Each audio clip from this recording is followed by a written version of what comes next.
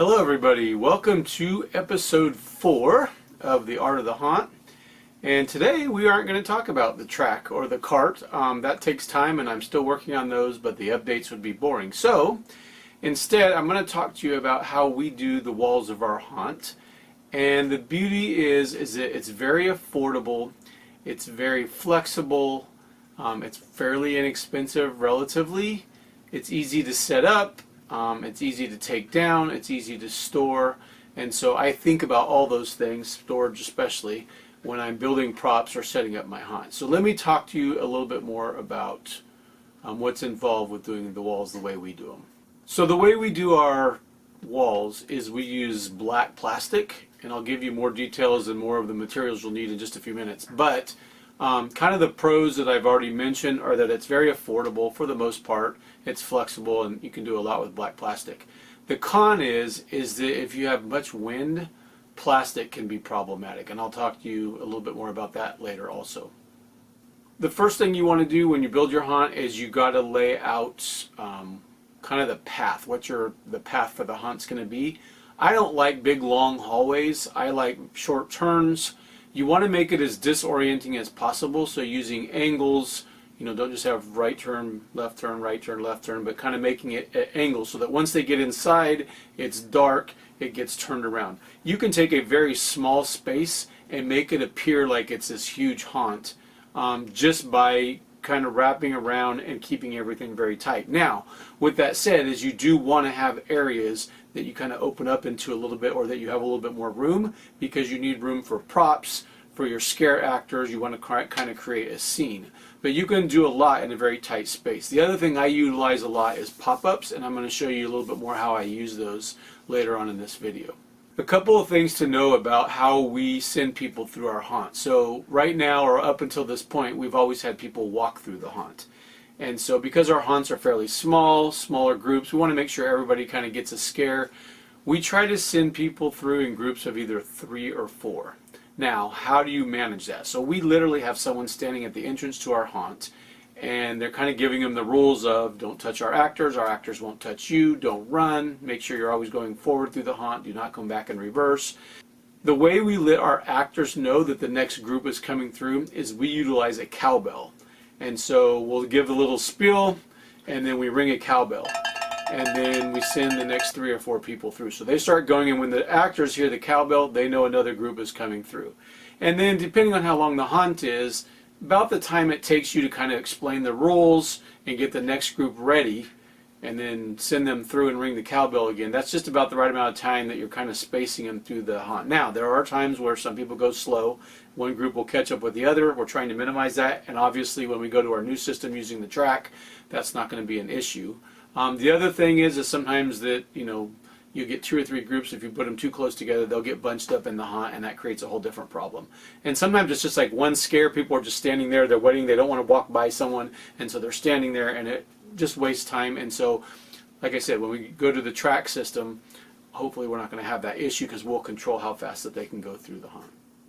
The other thing we do is we create in each space, as much as possible, we create places for our scare actors to hide, multiple places. And the way we use that is, a lot of times people will go through our haunt and then they want to go through a second time.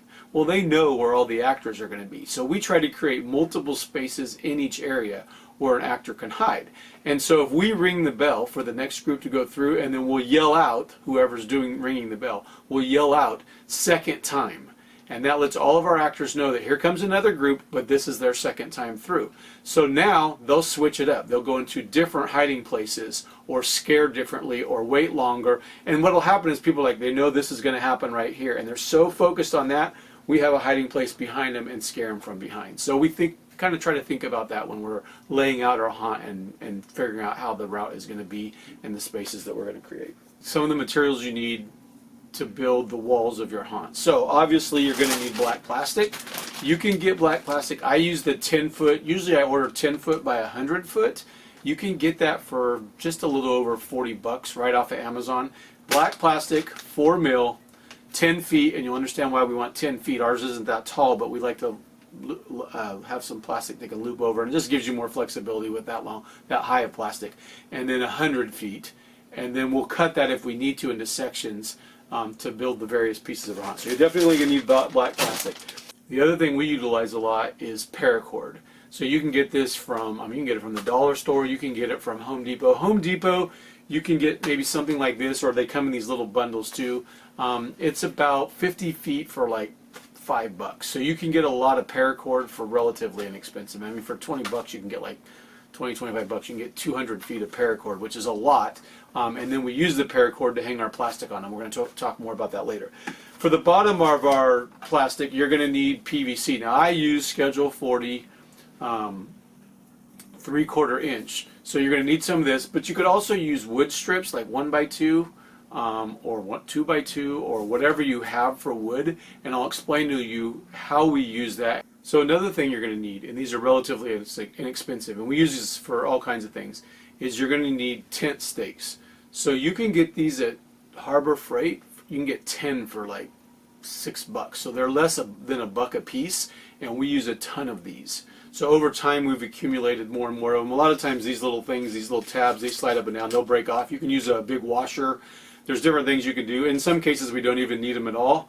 But anyway, we use these a lot, and I'll explain how we use those also later. And then the last thing that we use, and we use a lot of these, but you can get them very inexpensive, is we use these little tiny binder clips. Okay?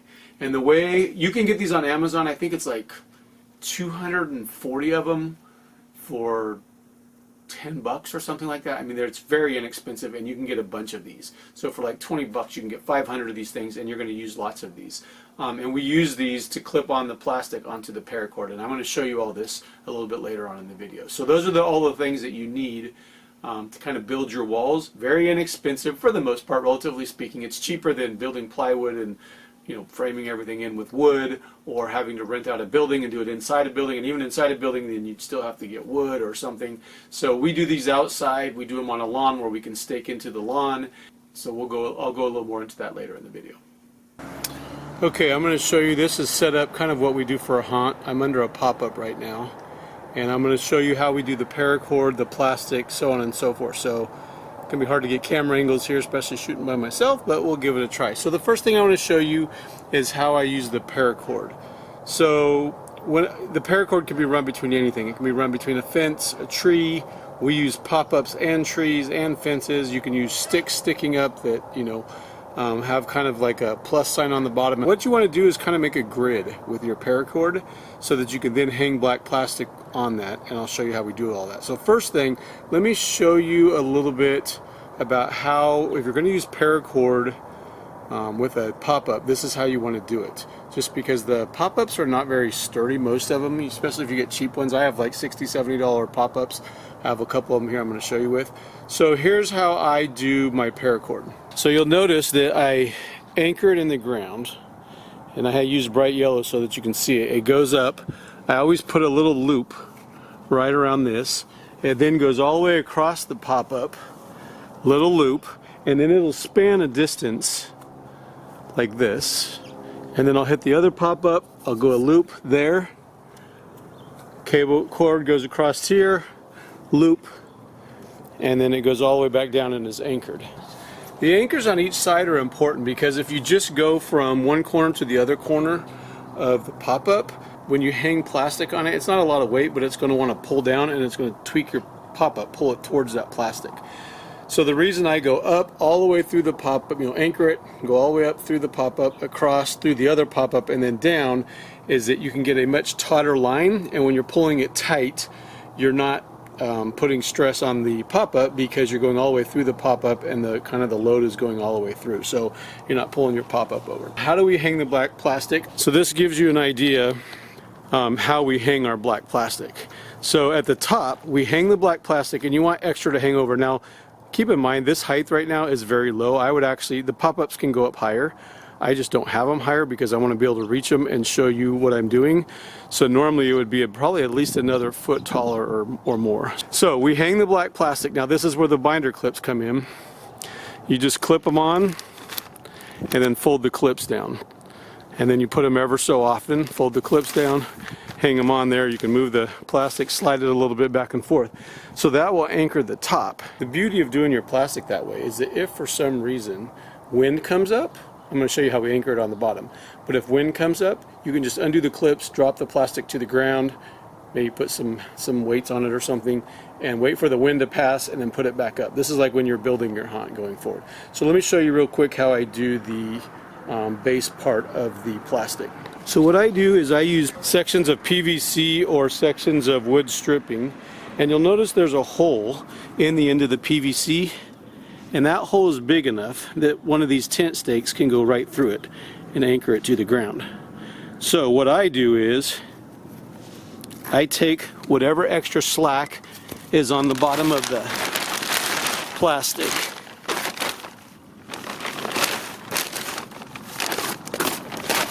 roll it up in the PVC, and you kind of want to feel for where the hole is so you know. Wrap up the plastic in the PVC, and then you see there's a hole there, and then you nail right through the stake, right through the plastic, and into the ground.